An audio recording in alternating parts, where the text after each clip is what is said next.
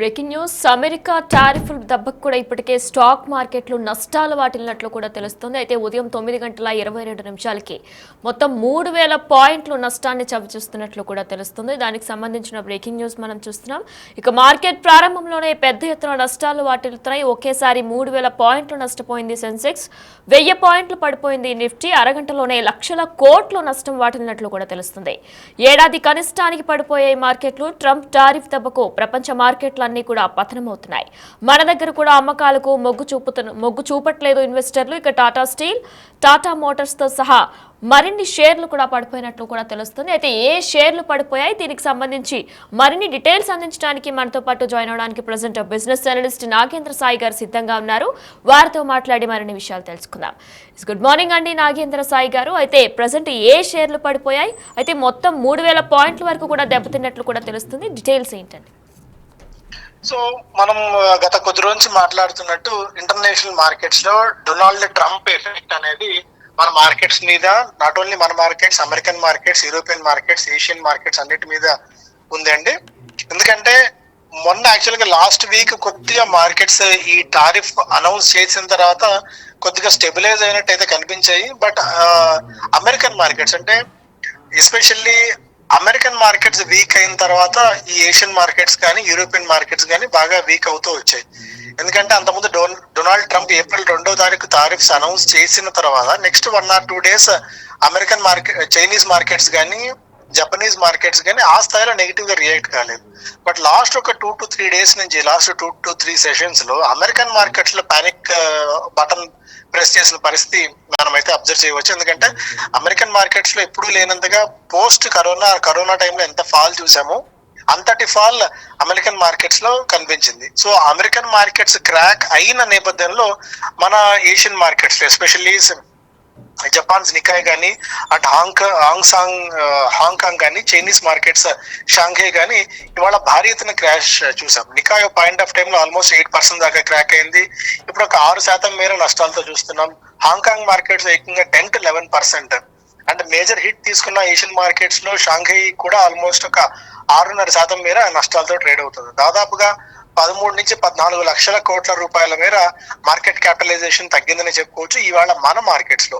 Especially when compared with other global markets, when compared with other Asian emerging industries తో పోలిస్తే మన markets ఇవాళ అంతగా నెగిటివ్ గా రియాక్ట్ కాలేదని చెప్పుకోవచ్చు. ఎందుకంటే most of the markets are under pressure with almost 5 to 10% of losses. కాకపోతే మన మార్కెట్స్ మాత్రమే below 4%. As of now initial గా మనకు ఓపెనింగ్ ట్రేడ్ లో ఆల్మోస్ట్ ఒక 1,000+ పాయింట్స్ దాకా నిఫ్టీ క్రాక్ అయినప్పటికీ అక్కడి నుంచి ఒక 200 పాయింట్స్ దాకా రికవరీ అయితే మనం నిఫ్టీలో చూసాము. యాజ్ ఆఫ్ నౌ ఇప్పుడున్న ట్రెండ్ అంటే ఆల్మోస్ట్ 950, 945 ఈ టైంలో వరకు 4% దాకా నిఫ్టీ పడి 3.5% దాకా పడి 22,092 లెవెల్స్ దగ్గర నిఫ్టీ ట్రేడ్ అవుతుంది. యాక్చువల్ గా మనం ఇతర ప్రపంచ మార్కెట్స్ తో పోలిస్తే మరీ అంత మనం పానిక్ అవ్వాల్సిన పనే లేదు. కొన్ని సెక్టార్స్ అంటే ఎస్పెషల్లీ ఐటీ రిలేటెడ్ సెక్టార్స్ మీద కొద్దిగా పానిక్నెస్ ఉంది, ఫార్మా రిలేటెడ్ వాటిలో కొద్దిగా పానిక్నెస్ ఉంది. అదర్ దాన్ దట్ అన్ని సెక్టార్స్, అన్ని స్టాక్స్ పతనం అయిపోతాయి, ఓవరాల్ గా ఇండియా మళ్ళీ చాలా దారుణమైన పరిస్థితులకు వెళ్తుందన్న పానిక్ మోడ్ లోకి మనం వెళ్లాల్సిన అవసరం లేదు. ఎందుకంటే ఏ సెక్టార్స్ ఇప్పుడు ఫార్మా ఉంది, ఫార్మా యుఎస్ కి ఎక్స్పోర్ట్ చేస్తుంది కాబట్టి ఆ సెక్టార్ హ్యామర్ అవుతుంది. అలాగే ఐటీ సెక్టార్ మనకి మన సర్వీసెస్ అన్ని కూడా యుఎస్ కి ఎక్స్పోర్ట్ చేస్తాం కాబట్టి ఆ సెక్టార్ మీద ఇంపాక్ట్ ఉంటుంది. బట్ అలాగని అన్ని సెక్టార్స్ మీద ఇంపాక్ట్ ఉంటుందని మనం అనుకోవాల్సిన అవసరం లేదు.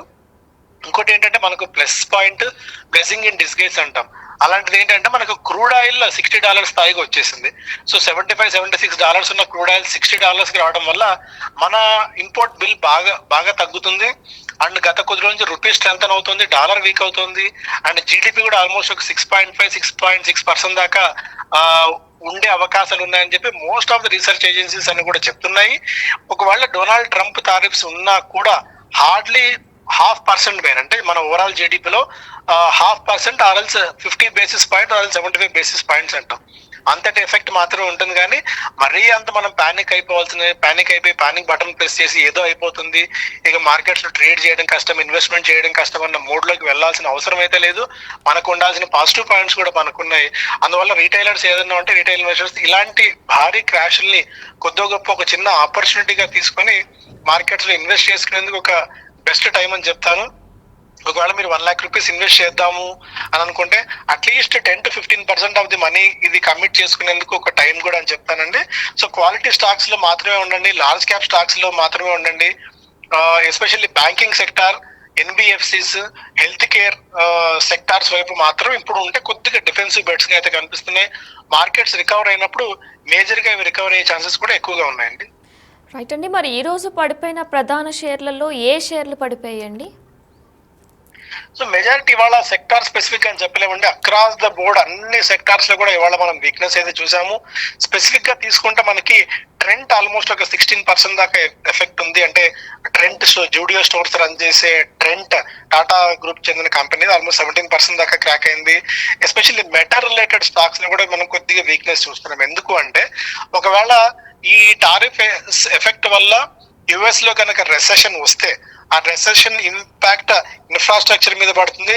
ఇన్ఫ్రాస్ట్రక్చర్ మీద పడితే పరోక్షంగా స్టీల్ సెక్టార్ మీద, మెటల్ రిలేటెడ్ సెక్టార్ మీద ఇంపాక్ట్ ఉంటుంది. కాబట్టి మెటల్ రిలేటెడ్ స్టాక్స్ లో కొద్దిగా వీక్నెస్ చూస్తాం. లైక్ లాయిడ్ మెటల్స్ ఒక 11% దాకా, జిందాల్ సా లాంటి, టాటా స్టీల్ లాంటివి 10% దాకా పతనం అయ్యాయి.